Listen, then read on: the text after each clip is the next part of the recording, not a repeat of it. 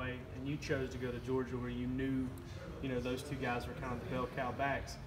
Can you imagine what would it be like, where you would be right now if you hadn't done that, if you hadn't had a chance to learn under those guys a year? Yeah, I don't know. I'm just so grateful that they were here to be able to stay, for me to learn so much behind them. So. What about the questions, I guess, running between the tackles, size? I mean, how have you done? How comfortable are you running inside and where it's physical? I'm pretty comfortable with everything. Have you done a lot of work between the tackles and the scrimmages this fall? Yes, sir.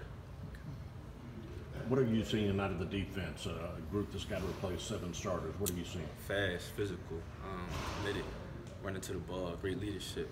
So, yeah. Anybody standing out to you? The whole defense. I mean, John Ledbetter, the leader of the defense, so I think he does a great job keeping everybody on the same page, but real fast, real physical defense. Where have you made your greatest strides in the offseason? Obviously, you had a great campaign last year, but where do you think you really built on that? Working on pass protection was my main thing. I believe I got faster, stronger, been in the weight room a lot, so that I think. Did you add any weight, or did you just I'm 215. Tender, how do you think things might change if going from the number 3 running back to if you're the starter, in terms of maybe defenses aren't as worn down when they see you right away and that kind of thing? In terms of being the number 3 and having Chubb and Sony ahead of you, kind of helping to wear down defenses, does it change anything for you, do you think? No. Making sure I'm more conditioned, probably. I know I get more carries in that aspect, but no, not too much.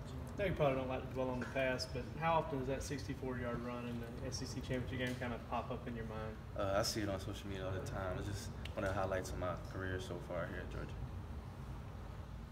How confident are you think you can, make several more of those? I mean, do you feel good about being able to, create more moments like that? Yeah, I mean, I feel like when I get in space, the highlights will come, it'll come. You guys look at your running back room. I mean, there's a lot of talented guys. Do you feel like it's more of a committee where one guy gets hot and that's the guy that's going to get the ball at the moment in time? Or how do you kind of evaluate that?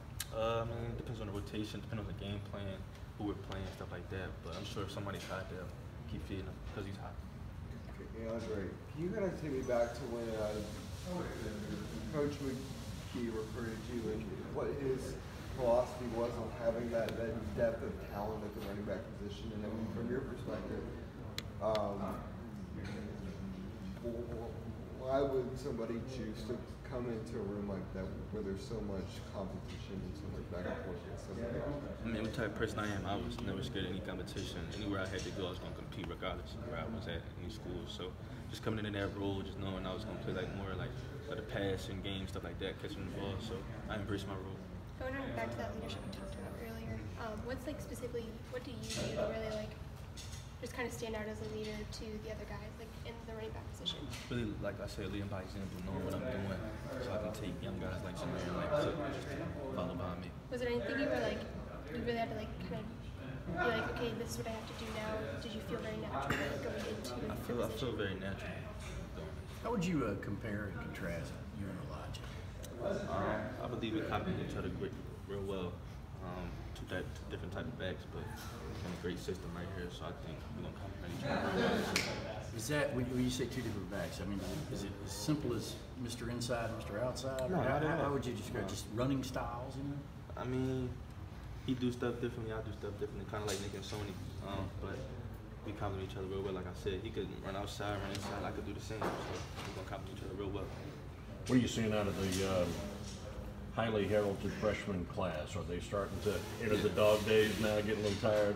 Yeah. I think the whole team is tired, but Coach Smart does a great job of informing special teams to the young guys, because that's real big, college football special teams. So I think that's what the main focus is. But as far as the young guys playing, I think we have a lot of young guys that can contribute to the team. You're still on punt coverage, is that right? Yes, sir. Okay. Yes, sir. You're on punt coverage when Samir went down? No, I was off the field. Do you see the freshmen being open-minded and accepting the special teams opportunities? Yes, I feel like every freshman is working and just taking on that special teams role.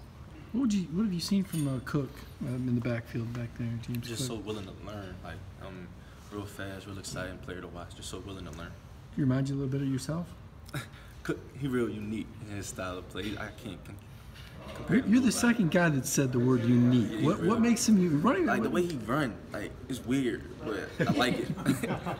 He's real unique. He's gonna be a great player. What's weird about it? it's just his stride so long. It's not like it's like one cut. He's just real smooth, real smooth. What do you see, you know, in the young guys that like, what's something in yourself, I guess, that you see